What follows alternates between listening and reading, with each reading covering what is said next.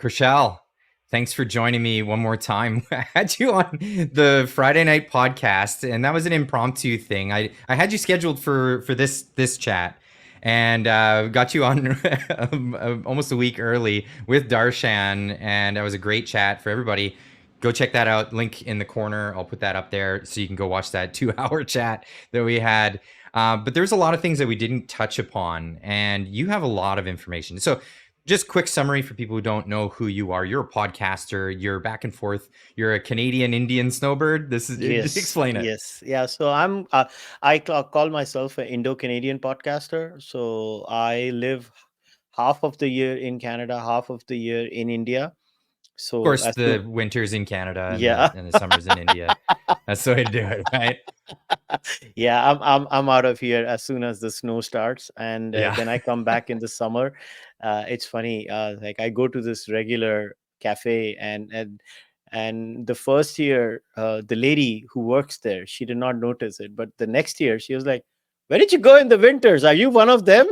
She- so it was Yeah. so it was so funny. And it's not Florida or Arizona, right? Yeah, It's I go all the way somewhere. to India. I go all the way to India, and so yeah, so I also have just written a book. It's called Gnostic: Why I Am Not an Atheist. It's there on Amazon Canada, Amazon America, wherever, Australia, England, India. It's all available everywhere, and the Kindle version will be out too this month. I think the publishers decided that we're gonna first focus on the physical copy, and now we're gonna get the Kindle version out too. But yeah, I've been a podcaster now for 7 years in India. At least in the Indian podcasting circuit, I have a small name, but yeah, I am recognized there. I still and I do consider myself to be a partially Indian and a partially Canadian podcaster, and I love both countries. I don't see any dichotomy in that. I like, even in my house in India, I have two flags. I have a Canadian flag and an Indian flag in my house in India too, and I've never changed. I've always been like that. My wife is a born and raised Canadian of Indian origin, but I mean, she's a Canadian. She was born here and raised here, and we we met when I was studying here. Then we got married, and I I took her to India. Everybody comes to Canada. I took her to India. Yeah. How did that go? How did I that mean, it go? was honestly, man, it was tough for her for the first 2 years. Like now she loves India. Now she, in fact, if you ask her, she will say, no, I actually, in many ways, she prefers India in many ways. But it was very tough for her for the first 2 3 years. She would not speak the native language, right? She would not know Hindi or Punjabi. She was born here, man. She would just speak English. She was just Right. like you. She was just like you. She was so, and then Oh, that she must be tough because I spent a lot of time in Japan. I know a few people who are Japanese that either they're Canadian, but they're of Japanese origin. They go back to Japan, maybe don't speak very well the language, or maybe they do and they can't read it very well. And there's that's tough. It's a yeah. different kind of tough than if you just completely like no association to the place at all. Yeah. So, but she understood the language because growing up, her parents would speak in Hindi with her, and her grandma, she would speak in Punjabi with her, right? So she kind of understood the language. So if somebody communicated in the native tongue, her Indian native tongue with her, she would understand it. And then once you live in India, life happens, and then she kind of picked up the language. But yeah, Yeah. it's been a I love both countries, man. I love Canada, I love India. I enjoy this life, actually. I love this life, like that. When I'm in Canada, I'm traveling so much because of the podcast and the book. Now I'm on a book tour too, kind of. So we've already been to Toronto, we've done one book launch. Now I'm going to Ottawa for another book event, then Chicago, Burlington, Montreal. Every weekend I'm traveling in August. Every weekend, somewhere or the other. So it's a lot of fun. That's awesome. That's awesome. Now we're talking because one of the countries that you love is going downhill. Is in a Yeah, hurry, in a yeah, big hurry, and there's lots of issues that are happening here, and one of them has to do with immigration, and it has to do with without dancing around it, with India. And a lot of people are throwing a lot of blame at the Indo-Canadian community when I don't know if the blame is it's not their fault. When the government decides to do a series of things, when the government decides to open up immigration to one particular region, and this is what's happening. Just before the podcast, we were talking about one of your podcasts when you learned something about Canadian politics and how in our primary system you don't even have to be a Canadian to vote for who enters the parties, and this is what's crazy, and this is kind of what I wanted to get into because when people realize that, it's mind blowing. Like, are you kidding? We've been hearing about interference in our elections, and we hear this like there's so many people, and it's not just Indians they're doing this. It's Chinese. It's who knows who else could possibly be interfering with our elections here in Canada. But let's just get right into it because you made me aware of some of this stuff that is just absolutely mind-blowing. So, And like, where do you even start with it? so I'll give you the brief background of how I actually came up with this story. So I always say that I had the pleasure and honor to meet who I, in my view, is one of the greatest journalists most Canadians don't know about. He's of Indian origin. He's a Sikh. His name is Balraj Dale. This man was brutally attacked in the late 80s by extremists within the Sikh community, Khalistanis, and he was almost dead. Luckily, his life was saved, and since the late 90s. In 1999, he started writing a Punjabi daily weekly. Before that, he would write articles for other media houses. So in 99, he had a Canadian Punjabi newspaper, not an Indian Punjabi newspaper, regularly till COVID hit, and then he had to shut shop. But before that, he had a regular weekly newspaper that he would uh, edit. Articles were published and circulated in the Indian Punjabi community, criticizing and following the Khalistani beat. So I knew about Balraj Deol because being of Indian origin, you know these people. But I never got to meet him. I only got to meet him 3 years ago, and when I got to meet him, he came. We started discussing how Khalistanis, extremist elements inside Canada, have actually infiltrated and gamed the entire Canadian system. And when I heard about it, I remembered that day so clearly. My wife and I had gone to his house. We're sitting and having this conversation over tea. And when he explained that anybody basically can vote in a Canadian primary, I was like, no, no, you're kidding me. That is impossible. He's like, yeah, basically, if you're on a tourist visa, Kushal, right now, and they can create a form and show you as a member, and you can go and vote in a primary if that primary is happening. And I'm like, so basically anybody can do. So what happens is different ridings. Just a quick note for people who are listening in, don't know what the primaries are. Essentially, when each party decides who's going to run in your riding, they have an election within the party, and then they decide who's going to be the guy to run in your riding in that particular area. If they want to be, a member of parliament or even municipal governments, if you want to have I don't think your so it happens at the municipal level, but at the MPP and the MP level, it happens for sure. This okay, so nomination rigging, at least it's at least in the federal elections. federal and provincial So, both. and this is crazy because a lot of people are thinking, oh well, we don't have much of a choice. I've been encouraging people get involved in the primary circuit. Like, if you want to be able to make a choice and who gets, the ticket before they even go up, because people are always like, yeah, I don't like both choices or all three choices or however many choices there are. I don't like any of the choices. Well, get involved and pick somebody better for the different parties, and this is how you get it. But instead of us Canadians doing it, seems like more and more people who aren't even Canadian are jumping on the bandwagon, and they're deciding who gets to run in these elections, and then you just get your brand essentially. Am I correct on that? Exactly. So what has happened is, like, even recently, CBC, I think this was on the 19th of July, the Elections Canada has floated a few suggestions to shield nomination contests from meddling. That's exactly what a primary is, right? It's a nomination contest. Now, in that very Mhm. article, I've sent you the link.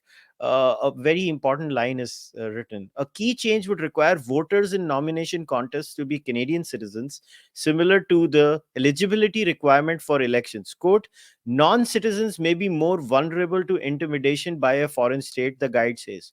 The point is, when the article is stating that Elections Canada is stating that, what does it mean? That non citizens, up to this very moment, as you and I are having this conversation, non citizens can vote in Canadian nomination contests.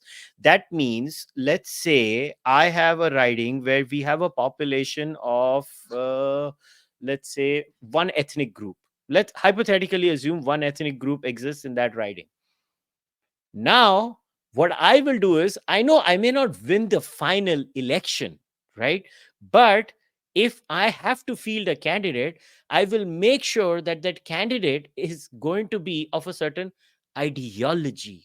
And the Khalistanis have really gamed this system. So what happens is, it's not like that every person that a Khalistani manages to enter the system through the nomination rigging wins the election. But the point is, almost everyone who is representing to fight the election is Khalistani or sympathetic to Khalistanis or Khalistan adjacent. Now, that's a serious problem. And try and understand, these are not first generation Canadians. These are second and third generation Canadians who are going to be fighting as the face. They are using Indians coming here. They might be college students, they might be anything. They are paying them in many cases to go and register as a member and then go and vote. Now, when I found out about this, I was like, this can't be real. And then I realized, oh, even the Chinese are doing it. The Sikhs started it, but the Chinese started doing it. They're like, okay, this is a good system. And now we know that the Chinese, the Islamists, the Sikhs, and the Sri Lankans are doing it in specific constituencies in Canada. And this is not something that I'm making up, because if I was making this up, why is the CBC talking about it in this article? The CBC is stating that we are open to foreign interference. Why is Canada? Let me put it this way. If I'm a landed immigrant in Canada, I should not be allowed to vote either. That's right. Only Canadian passport holders should be allowed to vote in nomination contests and actual election. Otherwise, what? See, if you are not a passport holder, what do you have at stake in a country? Like I am an Indian passport holder, right? I'm a landed immigrant in Canada. Now, I would have a huge problem as an if you got to vote in some primary in India. I would oppose to that. I was like, why are you voting? What the hell? And similarly, you should oppose that until and unless I don't take the next step and I actually get a Canadian passport. Why am I voting and rigging the entire process?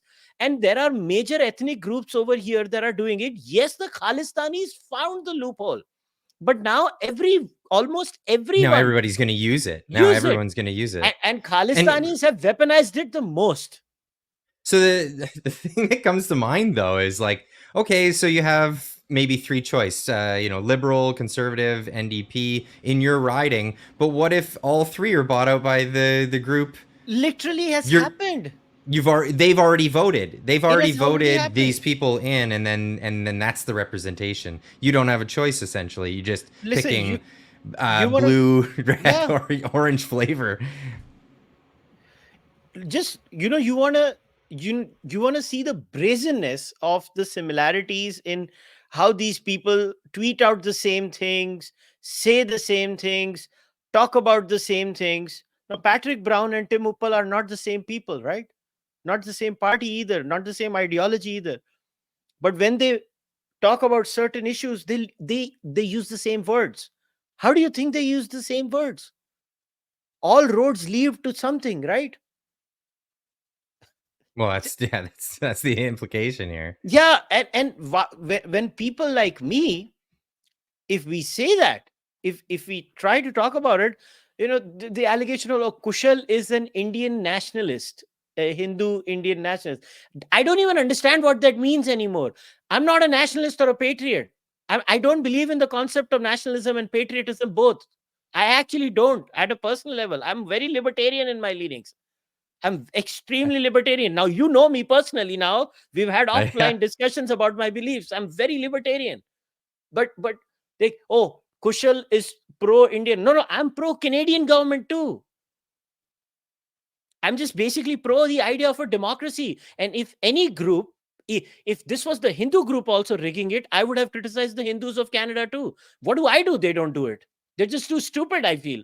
My criticism of the Hindus is they're too stupid not to rig it. They should also rig it if everybody else is rigging it. The Hindus, like morons, are not rigging it.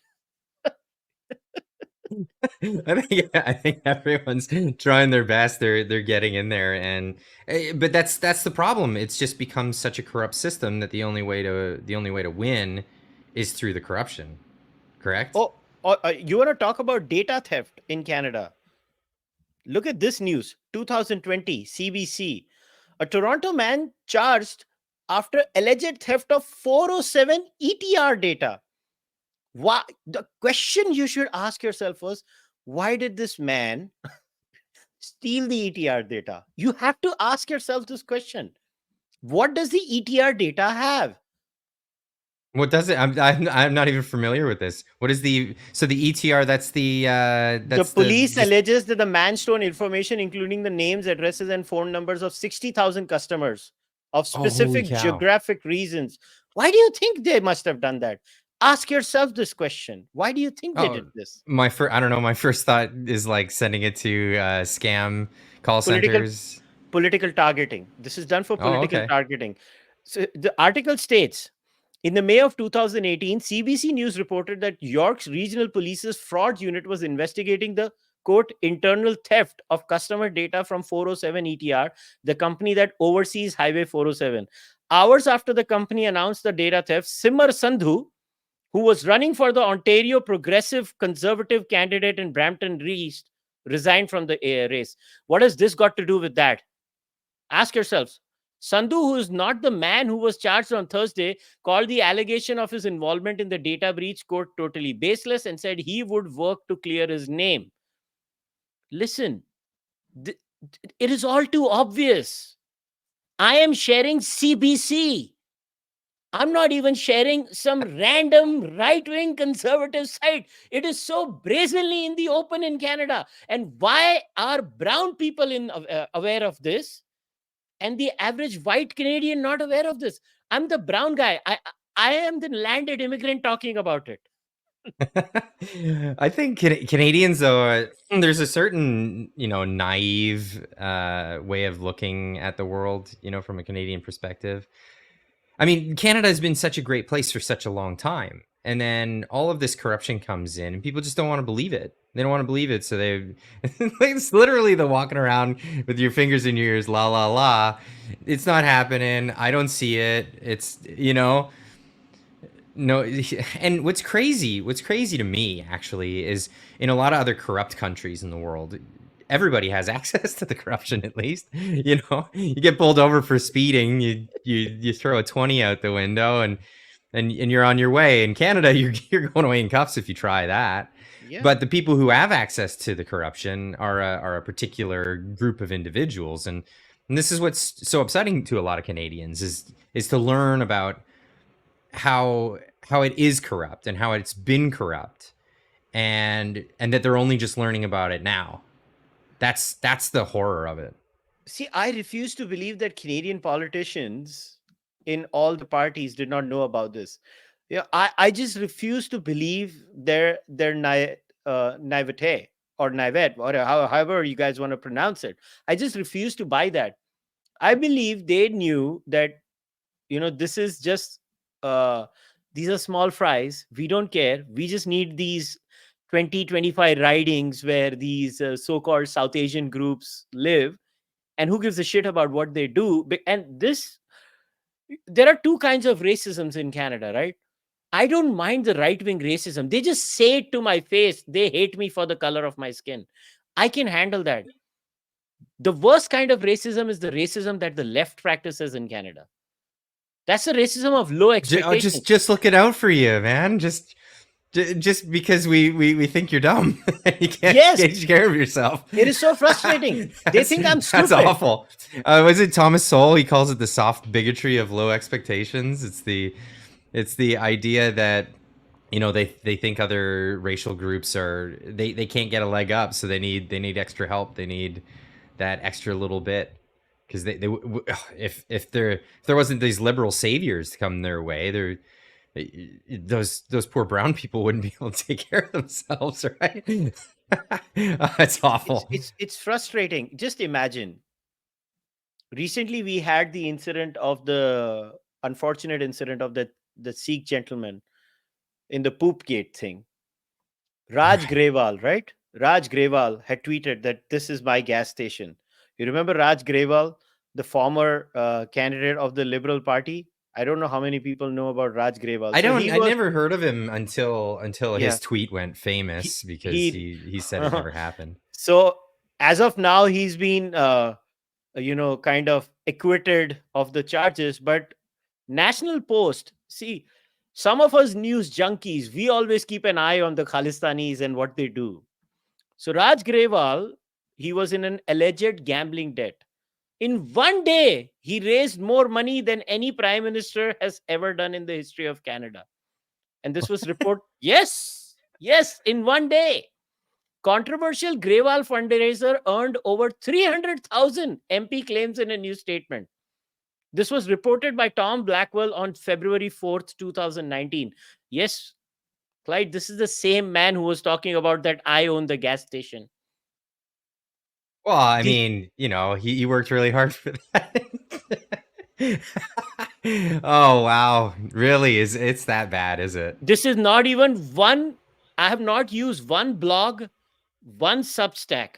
These are all mainstream Canadian media articles that I've shared. Imagine, and some of us have been following this like hawks for years, crying, shouting. Nobody listens to us. Telling average Canadians your society is getting ruined, destroyed by people. But hey, who listens to us? Well, who listens, right? Actually, more and more people are listening to alternative media, and we're actually doing quite a service for a lot of people.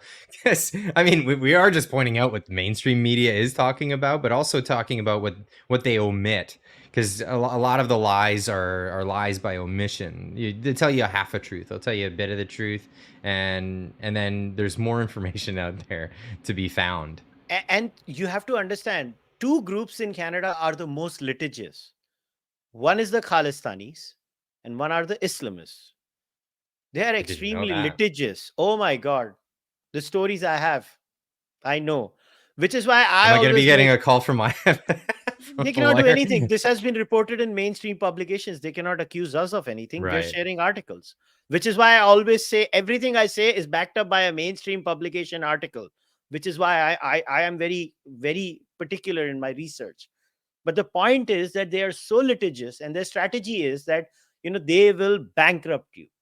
That's how they have dealt with initially in the early 80s, or the late 80s, early 90s, mid 90s. There was a lot of thuggery, there was a lot of attack, there was a lot of violence involved.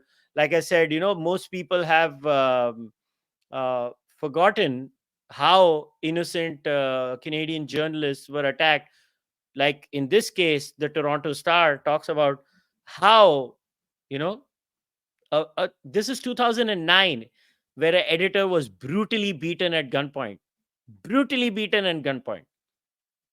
And this talks about the attack on Balraj Deol also. Obviously, this man was brutally beaten at gunpoint. He is the editor, Jagit Grewal. And if you go further down in the article, it will also talk about how Balraj Deol was attacked. If you go further down, it will talk about Balraj Deol one particular day. Balraj Deol of Khabarnama, another Punjabi newspaper in Peel region, said Punjabi journalists are worried about their safety. Now, quote, to me, it's a threat now. So imagine, this is the Toronto Star. This is all known in the community. Our communities know about this. We talk about it. Our journalists get attacked inside Canada. This is not attacks in India. This is not third world violence. This is first world thuggery. So Why don't we know about this? Why is nobody hearing about it? Why is it Because that nobody gives a the shit mainstream? about a Kushal Mehra or a Balraj Deol because they're brown. I don't know how else to say it. Well, come on. If it's happening right in our yard, why is nobody reporting on it? Like this is really crazy to me. Until 6 months ago, I didn't know what a Khalistani was. I had no idea what that was. I didn't know what Khalistan was. And we did the TLDR last time. Maybe we should do a little brief one for people who didn't watch our 2-hour podcast that are watching this today. But Khalistan is a separatist movement from Yes. India, and Yes. this is not separating because they want to create a Khalistan here in Canada. They want to create a Khalistan in India, but here they are, and it's because it's illegal to be a Khalistani in India because Yeah. it's a known terror group in India, and mind blowing. This is all happening. It's been happening in Canada for some time now. It's not new. It's so not new that they're engaged in politics quite extensively, and it's the largest Khalistani movement in the world, including versus India. It is. It is a very violent movement. The biggest and the most gruesome terrorist attack in the history of Canada was committed by Khalistanis, where Canadians had died. Canadians had died. I want to repeat this again and again. The amount of intimidation Canadian journalists have had to face. I keep on urging people, go and check up what Terry Milevsky from CBC had to go through just for talking about Khalistan. What he had to go through, the amount of lawsuits. Terry didn't stop talking about it. Terry just kept on talking about it. He even wrote a whole damn book about it, which I had mentioned last time on the podcast, Blood for Blood. And think about it. Not even a single Canadian publishing house decided to publish it. Terry had to find a publisher in India. Terry could not What's find a that old publisher. rule? You know who's got power when you can't criticize them. That's like, that's crazy. That's crazy, and I don't know, it blows my mind because again, it's one of these things you never hear about. It's not being talked about in the news so much, and when it is talked about, and when people do point it out, one, they don't know what they're even seeing. I didn't even know what I was talking about when I first brought it up with Darshan, and I mentioned that are these guys trying to create a separate nation in Canada? No, I had no idea. I had no idea what it was all about. Now you mentioned the terrorist attack. Now, can you what was the terrorist attack and what happened there? Oh, I'm talking about the Kanishka bombing that happened, the Air India bombing, where Talvinder Singh Parmar was and many others were involved, and how till date no justice has been delivered even till date. And this year, when we had gone during the commemoration service, to pay our respects to the victims of the attack, I mean, there were 40-50 Khalistanis across the road saying that, oh, this was all done by the Indian government. And it is so insulting to the families of innocent Canadians who lost their lives. I would urge everyone, if they ever find time, to go watch a famous interview of Terry Milevsky on CBC with none other than Jagmeet Singh, and how Jagmeet Singh refused to condemn Khalistan in that interview. It took an absolute shitstorm from the entire political class of Canada, which later forced Jagmeet Singh to criticize those people involved. Oh, I don't know whether he was involved or not. You know what? I'll send you those clips. I'll send you the links of those clips so that you can add it in this discussion. People should know what Jagmeet Singh is. Like, people don't know that Jagmeet Singh actually started his career when he started the foundation, something called the Sikh Activist Network. That's where Jagmeet Singh started his career. Sikh Activist Network. Later on, They shut it because they had to go mainstream, and there were too many radical elements in the Sikh activist network, and it was just not kosher to go into mainstream politics. But Well, we all saw the clip. I don't have it handy, but it was Jagmeet Singh speaking at some meeting, and then he was sitting at the table, and some other guy gets up and talks about how it's justified, violence is justified in political action. I mean, that's terrorism. That is terrorism by its definition. The use of violence for the means of pushing forward your political goals, and yeah, that's. I mean, we all agree. We all agree across the board that's not okay. Violence is not okay. But this is what they were talking about. And Jagmeet was there. And it's all famous now that Jagmeet can't go to India. He's not allowed in the country of India. so the funny bit is Terry interviewed Jagmeet in 2017, right? This was the famous interview of Terry Milevsky and Jagmeet Singh. So the first time he interviewed Jagmeet was 2017. This is the famous interview. Terry is a veteran Canadian journalist, right? And so, uh, so read the article, right? So when the Jagmeet is crying about how those questions are unfair to him about Khalistan, and everything they try to switch over about racism. So basically, all Terry did was he steered the conversation towards the Air India bombing of in 1985, a subject Milevsky covered at length at the time and in the 3 decades since. Air India Flight 182 was blown up on June 23, 1985, killing 329 passengers, including 280 Canadians, making the bombing the deadliest terrorist attack in Canadian history. Milevsky pushed Singh, who was 6 years old at that time of the bombing, on whether he would condemn Sikhs who celebrate Talvinder Singh Parmar, the man thought to have been the mastermind of the bombing, as a martyr. As Milevsky pressed on, interrupting Singh a number of times, Singh refused to be pinned down. So this was 2017. It was only in 2018 that he relented.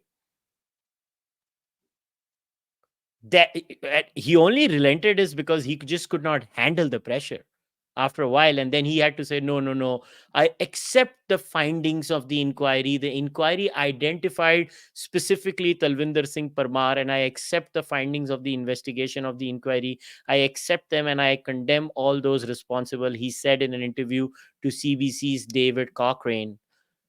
But guess what, this guy and Justin Trudeau go to all sorts of rallies in Canada where Talvinder Singh Parmar's photos are there. And who is this guy? Parmal? He's literally the mastermind of the worst Canadian terrorist attack ever. Oh, he was the guy Yeah. behind it. Yes.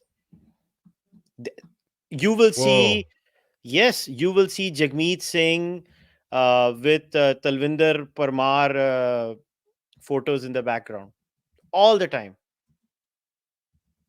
And is that just incidental? Like he shows up at a No, they go place and to somebody these puts up rallies. the. They go to these rallies all the time. All the time. So how is it to become so brazen? I mean, obviously, I'd go to if I went and I was walking down the street, I saw a rally and they had pictures of this guy up. I wouldn't know who the heck he was. I like, I've seen rallies where they have pictures of people in at the rallies. I don't know who they are. How Well, would that's how because, would people how would yeah, but people even identify that? some of us have been shouting and screaming all the time. We've been screaming on the top of our voice about all of this all our life, and I mean, what else are we supposed to do beyond the point? Just ask yourself this question, right? If I keep on shouting about the same thing again and again and again and again and again, what am like, what else am I supposed to do?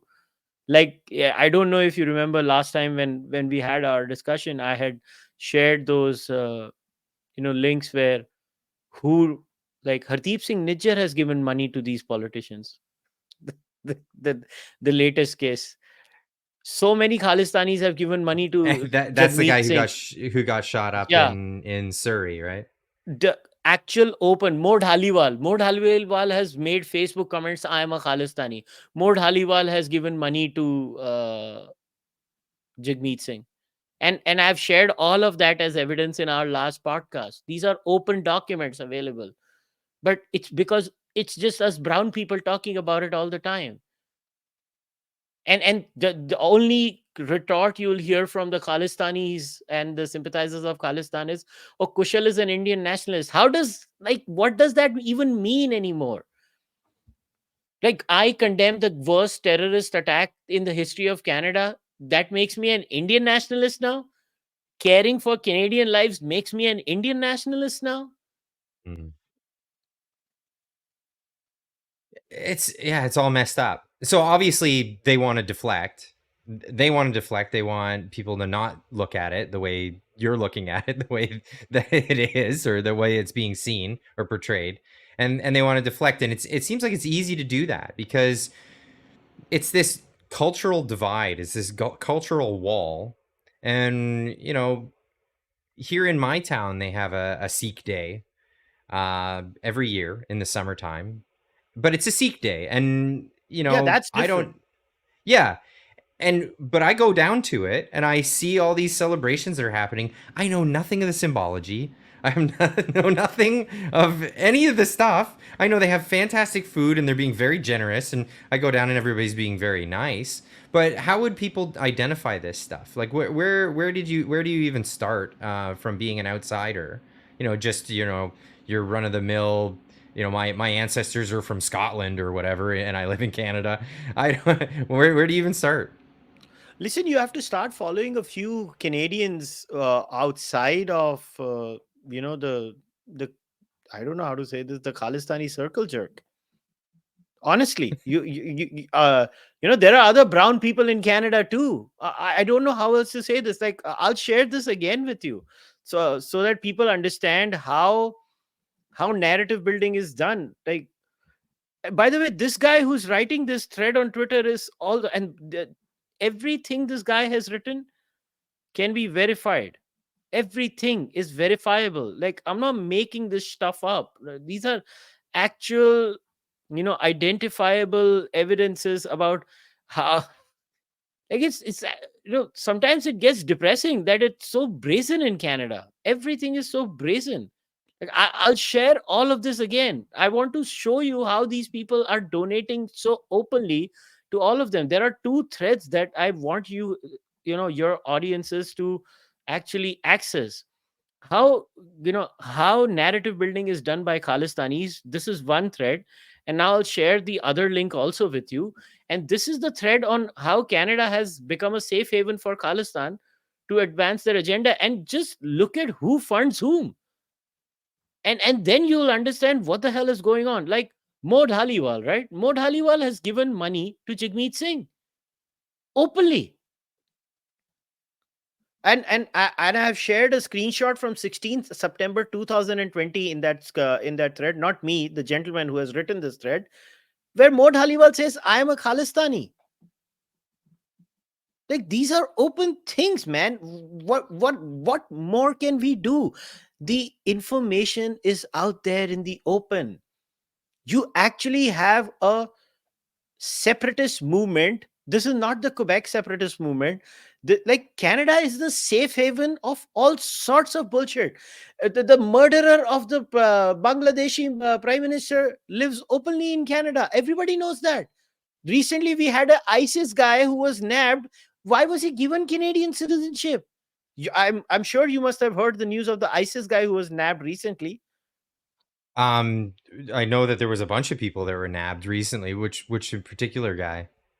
Guy, I think it was an ISIS guy who was just like, everybody gets Canadians. Everybody gets Canadian uh, citizenship. Like, what is happening in Canada is beyond me. Like, it has become a safe haven for all sorts of things, and the average Canadian is literally, I don't know how to say this, but I think the average Canadian just doesn't care as long as it doesn't affect them. I think that is what is happening. They don't care if it doesn't affect them. And it's very dangerous that they don't care if it doesn't affect them. It's like the classic NIMBY syndrome, right? Not in my backyard. If it's not in my backyard, I don't give a shit. And I don't give a shit. I'm going to move on and let these things happen the way they happen. And it's very dangerous. And I don't know why people are not concerned about these kinds of elements coming inside Canada, living in Canada. It's all good to say, oh, send these people back. Okay, we will send the Indian passport holders like me back. What are you going to do with the radicalized second generation, third generation Khalistanis who are born and raised here? Because they are the ones who are radicalized the most. What are you going to do with them? Where are you going to send them to? India is definitely not taking them. And the ones India wants to take, you guys don't send. The ones that are trying to be extradited for Yeah. to seek prison sentences or seek justice, at least the Yes. justice system. Yeah, India has said dossier after dossier after dossier to Canadian governments and conservative governments, liberal NDP governments, both of them. So I'm not going to give the conservatives a free run, because the freaking infiltration of the Khalistanis in your entire system is mind boggling. Like, I don't remember the exact year where there was something that Prime Minister Harper, I think it was either 9, 10, I don't remember the year. It's like I've completely blanked out, because there's so much shit that sometimes I forget how much shit happens in Canada. And I remember there was a specific paper or a document or a motion that he wanted to introduce, which was mentioning something to do with Khalistan. And the Khalistan lobby made even Prime Minister Harper, who I think is one of the best prime ministers Canada has ever had, in my opinion, even Prime Minister Harper had to back down. So obviously stronger than as strong as the milk lobby at this point, the Khalistan lobby. So, well, obviously we kind of see how it came to this. Where do we go from here with this? I mean, so holy cow. I mean, on its face, India, one of our biggest trading partners, and we discussed this last time. We're not necessarily one of their biggest trading partners, but they are one of our biggest trading partners. We're putting that all at risk for a relationship with a particular ideological group within our borders. What do we do with that situation? Yeah, and an ideological group that has killed Canadians. We are putting them, who have killed Canadians, over the economic benefit of all Canadians. Listen, there was a glimmer of hope. I think it was this year or last year, when some journalists of Indian origin asked Pierre a question that, okay, Pierre, if you're the prime minister, what are the possible things you're going to trade with India? And that gave me hope, that Pierre said, look, India needs a lot of I think thorium or uranium deposits. We have that. India needs a lot of natural gas. We have that. And we definitely want to sell our millets to India, because India consumes a lot of millets as a consumer. And I want to increase my trade with India. Honestly, I want India and Canada to trade too. I mean, both countries benefit. Why? Why is no average Canadian concerned with the fact that India and Canada have not yet signed the free trade agreement? We have to ask these questions. Why is there no pressure? You and I care for economics more than anything. It's not our fault, because almost everything is downstream from economics.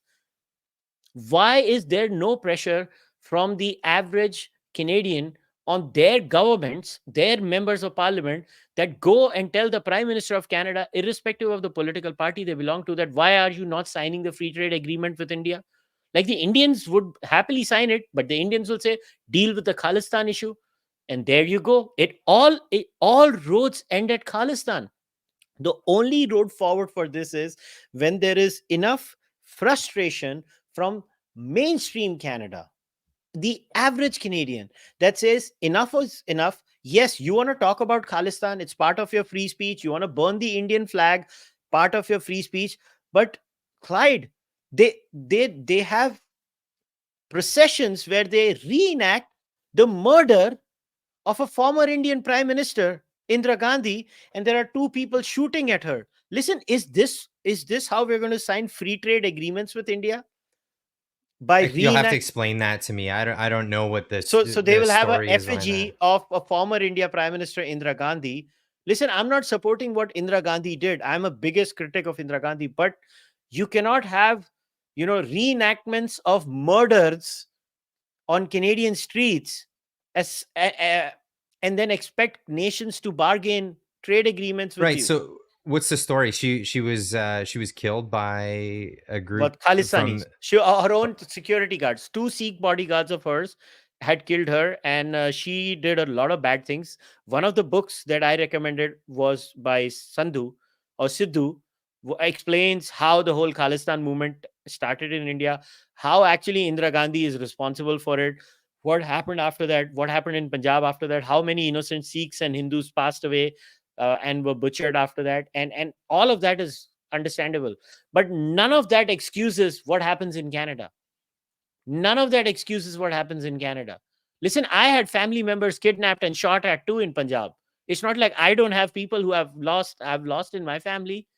And I'm not talking about far away family. I'm talking about immediate family. It's not like it doesn't hurt me. It hurts me too. I just don't talk about it. I've internalized it. Like, there's not even a single Punjabi that you'll meet, Hindu or Sikh or Muslim, that has not suffered from the violence in Punjab. It's not just the Sikh grievance. There are Hindu Punjabis also who are a giant number. But what has happened is Indian Punjab has moved on. Canadian Punjab has not. Yes, Canadian Punjab. There is a Punjab in Canada too, apparently. Well, it's a big region in India, and there's a lot of immigrants from that area. So Yeah. I mean, my mom's side is from Glasgow, Scotland. So I mean, there's a lot of Glaswegians in Canada. You could probably find that community. It's a very particular one.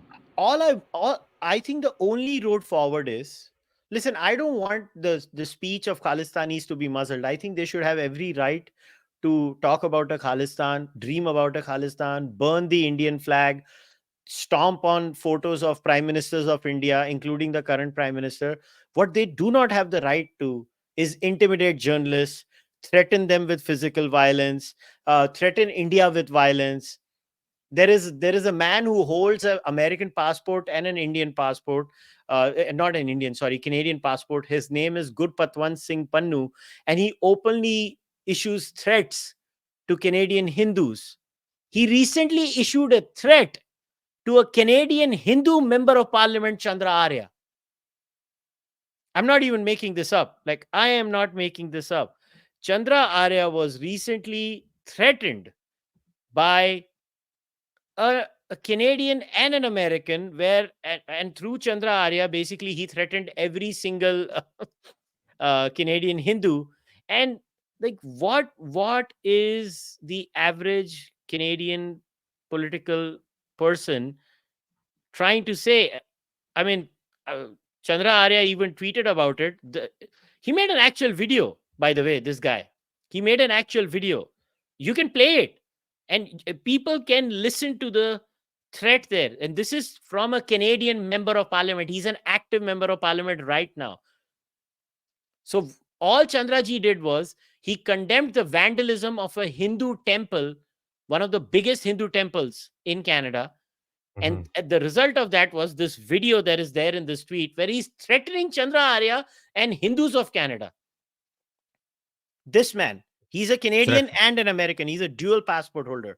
So you can play this. Is he speaking English? Yeah, he's speaking English. The likes of Arya and his supporters, you have no place in Canada because you are working against the Canadian values, you are working against the Charter of Rights, and you are promoting the interest of your masters, India. You all must abandon your citizenship and move back to your motherland, India.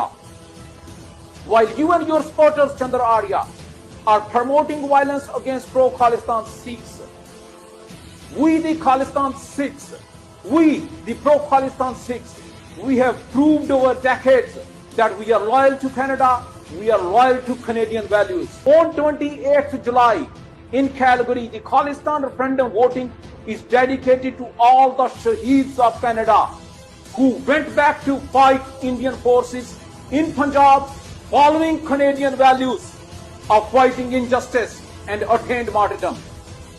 We are dedicating 28th July Calgary voting to all those Shaheeds. Chandar Arya, you and your followers have no place in a democratic country like Canada because you are working. This man is issuing an open threat to It's Canadian insane to Hindus. me. And like Listen, the pictures Look here, at the I mean, brazenness. Look at the brazenness. you forgive me for not knowing what this this bad photoshops that they always have as their images. But guys with guns, guys with guns, like this is their imagery. I just don't. If you're trying to win the PR game, that's not going to win it. I think you guys should follow the work of an independent Canadian journalist, Mocha Bezirgan. Mocha has created an entire chart in this entire network of what, how, who does what, and they'll call Mocha an Indian agent. Everybody who criticizes Khalistan is an Indian agent. Now you have done this, right, Clyde? You are also an Indian agent, by the way. Oh, am I now an Indian agent? Yes. Yeah, you're also an Indian agent. We are all Indian agents now. Everybody is a freaking Indian agent. Only these people know any normal things. And you should read the research of Mocha Bezirgan. It's I mean, I think every well-meaning Canadian should support this journalist. He's literally, I mean, I'm an atheist, but he's doing God's work, is what a believer would say. I like that. Wow, and he even has like a whole printout of you have no idea. Who's where. Yeah, and it's insane. It's insane. Like, average Canadians should know about the absolute horror show that Khalistan has unleashed. Clyde, India is never going to give up its territory. India is not going to give up anything. No, I wouldn't assume. That it's just not going to happen. It's not going to happen. It's a pipe dream. These people can keep on dreaming. But the problem is these people are radicalizing second and third generation Sikhs so badly that they are now causing problems. Listen, I don't need to lie. Just do this. Google search gang bust Canada, drug bust Canada, and see what names pop up. Why do I have to lie? Like, I'm not making this up. Is Google also controlled by the Indian government? Name after name. Yeah, it comes up. Lots of different hits. Yeah, obviously. Recent case of the extortion racket of. Did you see the news of the Edmonton police? The extortion racket that was done. I briefly saw that. I didn't get into that one. Oh my God! It all roads lead to only one place. And you know what? If you talk about it, so what was that story? If you talk about it, what was the Edmonton story one? So oh my God, this was called Project Gaslight. So basically, they were going around these gangs. The gang leader is this guy called Dhaliwal. His name is Maninder Dhaliwal. He's 34 years old. And recently, Edmonton police caught Jashandeep Kaur, who's 19, Gurkaran Singh, 19, Manav Heer, 19, Parminder Singh, 21, Divnur Ash, 19, and a 17-year-old male, who are all facing serious charges. Now, what are the charges? They have a total of 54 charges, which includes extortion, arson, intentionally discharging a firearm, break and enter, assault with a weapon, as well as a number of charges linked to committing an offense for the benefit of, at the direction of, or in association with a criminal organization. And basically, this criminal organization, they even have a freaking Brothers Keepers or something of that sort of a name, this gang. And you just can go on and on and on and on and on about these things. uh, before that, last year, I think BC police had released the names of their most wanted criminals, uh, or something. Uh, I, I don't remember what it was. It was or RCMP. I don't remember which one had released their most wanted criminals, and lo and behold, we had some great names in there too. And it's not a freaking coincidence. There is something gravely wrong inside Canada, inside a small, I'm not saying all, but a very small section of Khalistani communities inside Canada. Nobody wants to talk about it. Like, I don't know why, because the problem is the moment you talk about it, you're like a white guy talks about it. Oh, you're racist, you're racist, you're racist. That's the best Mhm. way to shut a white person up. You're racist. Well, okay, fine. Let the brown guy do the talking then. I suppose that's what a lot of people have been waiting for. For me, I'm curious. Like, I'm genuinely curious about this because it's something I've never heard of until, like I said, 6 months ago, a year ago. Like, what is this? Why does it have so much influence here in Canada? What's the deal? Now, my question is, like, obviously, there's not much of a Khalistani movement in India. No. What was the process of ridding themselves of this, and how can Canada move towards de-radicalizing people, bringing people back into the fray? Like, obviously, people who've gone too far, that are trying to cause violence, things like that. That's one thing, but there's probably going to be a lot of people who, yeah, they kind of got roped into this stuff. They're otherwise they, if it wasn't for a lot of people in their community getting into it, maybe they would back out. Maybe they wouldn't be a part of it. You know what I mean? Like, they're a redemption for a certain amount of people, and is there a pathway to that? Well, it should start with disincentivizing being a Khalistani in Canada. The biggest problem we face right now is that there is no disincentive for being an active Khalistani in Canada. If you're an active Khalistani in Canada, you actually get celebrated, right? So, for example, right, this was a float taken out during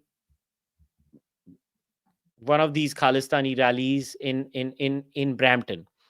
Put it up on the screen, and I'll explain what this float is. Now, Yeah, I'm just kidding. so this float is the lady in the white Indian attire, a very tacky float, I have to say, so Indian. It's very Bollywoodish, even when they enact murders. It's And the two gentlemen are the bodyguards of Indira Gandhi.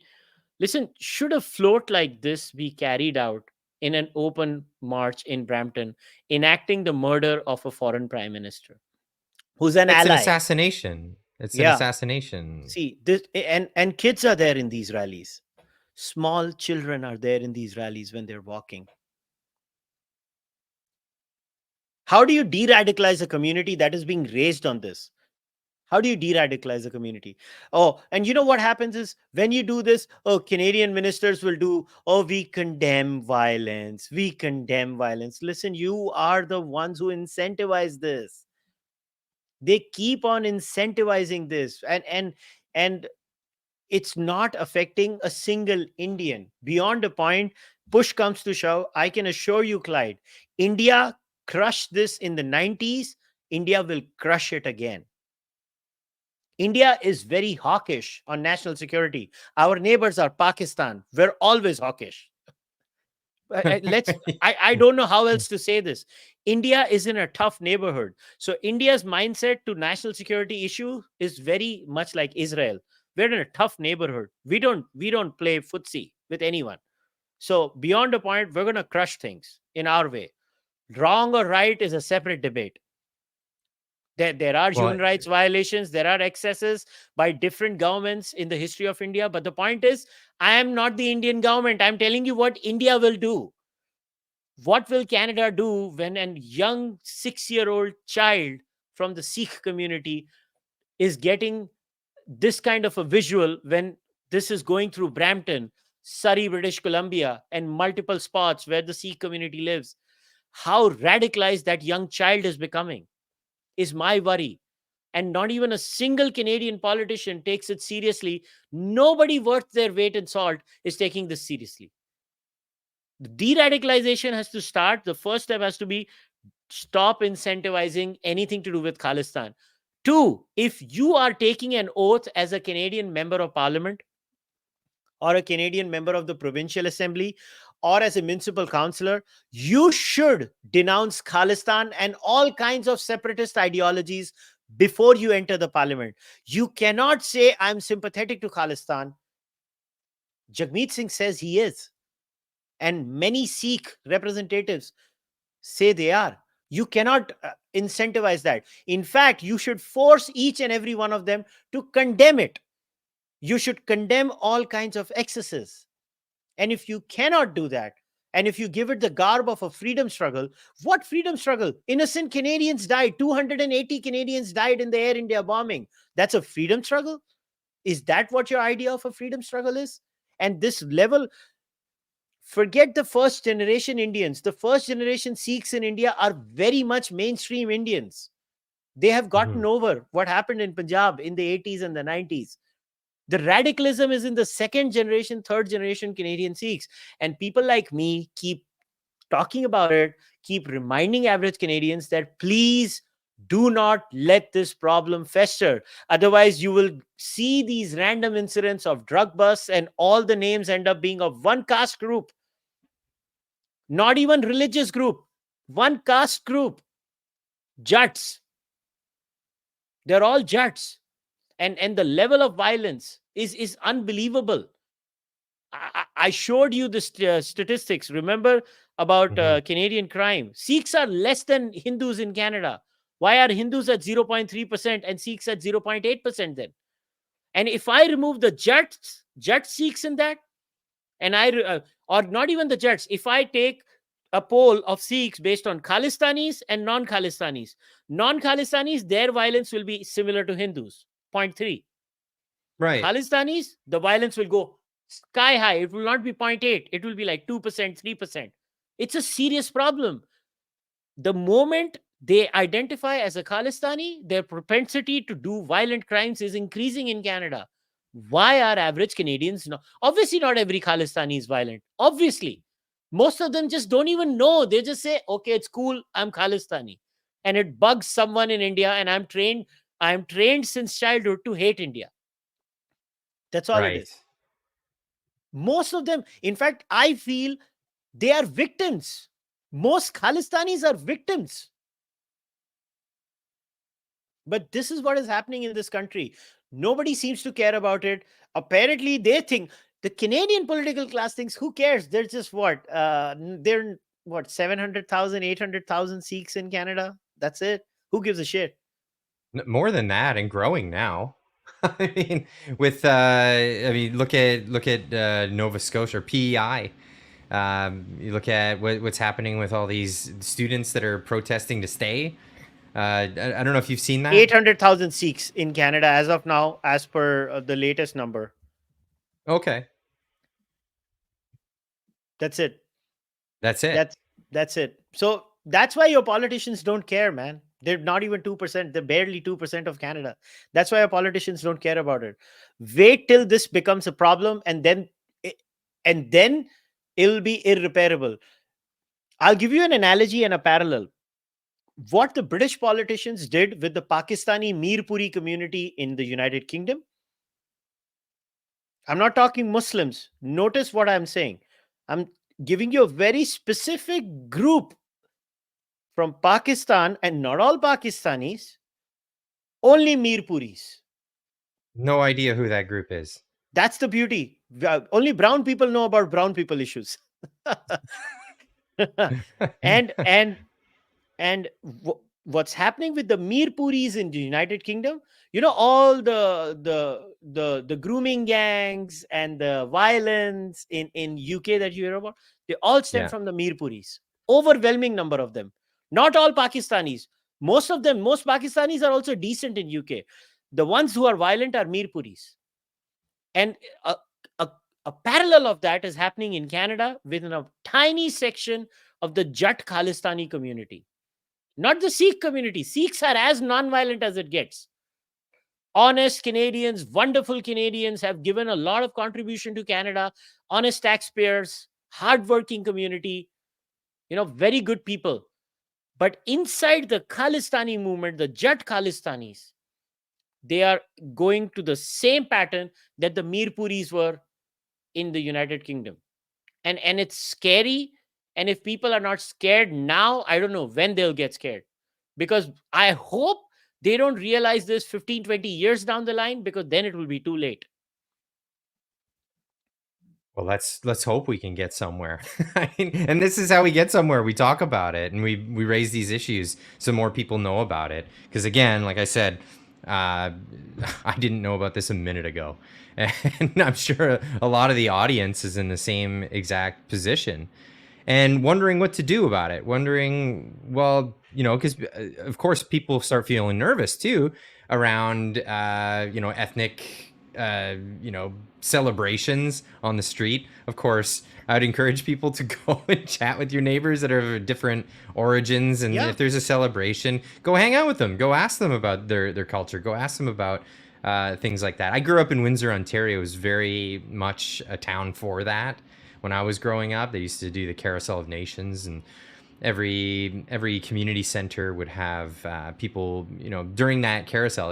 There'd be particular days of, like, I think about a 2-week or a month long procession, and people would visit all the different ones and get to know each other's cultures, get to know each other's things, because that helps. It makes it easier to figure out what's going on in your community. If there's problems, well, it's not those people. It maybe is a subset of particular groups, but it's not these people whatsoever. And that's what I see a lot of online right now. I see a lot of people anytime they see a politician going to, they'll go to a cultural thing and they'll say, "Oh, look, see, this isn't your guy. He's wearing a scarf on his head because he's at that thing." And I always laugh at that because, like, well, what are you gonna do? You go to a Catholic church, you take your hat off. You go to a temple in Japan, you wash your hands and your mouth as you go inside. It's just cultural things that you're being courteous. It'd be rude not to do just the bare minimum to enter a celebration. But of course, it turns into this argument of people having their allegiances to this or that, and I don't necessarily agree with that stuff. But then when you hear stories about violence, then that's when people get worried, and this is why I'm largely talking about this, because especially when it's happening right here in your backyard and you don't even know the players, you don't even know what's going on, who's involved, all of this stuff. So I think having these conversations really makes things better. Well, at least in the sense that we can understand what's happening before we can figure out how to solve this issue. And of course, solving these issues would, for one, start with fixing the primary system in Canada, so we're not getting undue influence from outside groups that don't really shouldn't have a right to vote in the primary system and pick our politicians in our country. I mean, I guess that's a start, would it not be? Yeah, I mean, for first step, if you're not a Canadian passport holder, you should not be allowed to vote in any nomination contest or any election. The rules for the election and the nomination contest should be the same. Point number 2, every single politician in Canada cannot sympathize with any separatist movement. Now somebody might come out, what is a separatist for you might be a revolutionary for me. Listen, I'm not a moral relativist, I'm a moral objectivist. Khalistan is a separatist movement. By which standards? By the standard that they committed a terror attack on Canadians inside Canada. That's my standard. Forget what they do in India. Look at what they do in Canada. The most gruesome terror attack in the history of Canada. By the way, before 9/11, the most gruesome terror attack in the history of North America was the Air India bombing. People forget that too. Right. Before 9/11, that was the most gruesome terror attack. People have to understand this. These are not hard things to do. And what breaks my heart as a Punjabi is that innocent Sikhs get targeted because of these rotten apples in a small, tiny segment of Canadian society. What did those innocent Sikhs do? Because the average Canadian, oh, turban wearing guy, bad guy, problem. That's what's going to happen, and that's what worries me. They're That's not what's going to, happening right now. yeah, If you go on Twitter, this is what you see. and I hate that. I don't like that. I'm literally part of that community. Like, if you look at my surname, Mehra, you'll find a Mehra who's a Sikh and a Hindu. Both. We carry common surnames. We're the same people, literally. Literally the same people. I don't want that to happen. And it's just terrible what's going on, and nobody wants to talk about it. I hope we do this.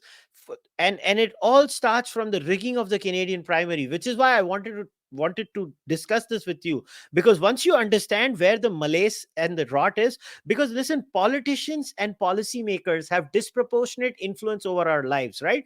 Pareto principle is real. Almost 20% of the people decide the fate of 80%. That's Tell true, me yeah. which Canadian decided to sign up for getting 1.2 million migrants every year? Nobody. Your politicians did. They basically signed a paper that none of you were asked for, which is why I'm saying pay attention to the Khalistan problem, Canadians. Otherwise, you'll regret it a lot. Absolutely. Where can people find you and your podcast so they can hear more of your voice and hear more of the stories that you're talking about? Well, the best place to find me, I'm on all social media platforms. So on YouTube, you just have to basically go and search Carvaka. I mean, it's called Karvaka in English, but in it's a Sanskrit word. So I apologize, but yeah, in English it would go off as Karvaka podcast. You can just search Kushal Mehra. I'll pop up everywhere. Karvaka podcast, Kushal Mehra. On X, it is Kushal, KUSHAL _ Mehra, MEHRA. I'm on Instagram, on Spotify, iTunes, everywhere. Basically, it's a, yeah, there you go. It's right there. It's basically my podcast runs on a very different model. I run a membership model. I only run memberships. I don't do ad reads. I get offers of ad reads. Yeah, we just did the latest discussion. Daniel Boardman and I have started a new segment on my podcast called Uh-Oh Canada. And every 15 days, we're going to look at Canadian issues. It's a, He's great. I follow him on Twitter. He's yeah. fantastic. Dan's a close friend, another ally, and I'm glad I got to meet you and many others now in Canada, and we need to talk a lot about these things, and I hope. Listen, at the end of the day, I want to reiterate this again. I love Canada and India both. I'm not going to pick between one. I'm allowed to love both. I care for. I want the trade agreement between Canada and India to sign. Can we have some Canadians on board with that? With me, the Indian, and some Canadians, can we raise some noise and ask our politicians, why aren't we signing? Like, we're literally allies. Why aren't allies signing a free trade agreement? Right? We should be trading. Yeah.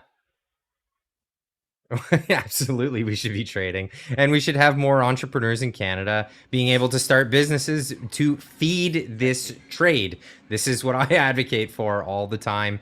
Let's get more businesses happening. Let's get more people with great ideas building businesses so they can employ more people in the country. We all win. It's a win-win all the way across the board. But right now we're trying to get rid of the current government, the current administration that we have right now, because they can't even do trade negotiations with England. They're walking away from the table. We came from that country. We still got the Queen on our money.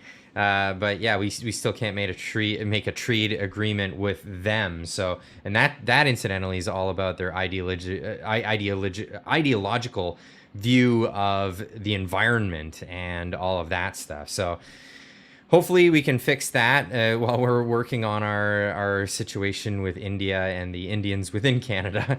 And well, hopefully at the end of the day, things will be much better. And these conversations are what lead to that. And I want to thank you again for joining me today. It's been a real treat.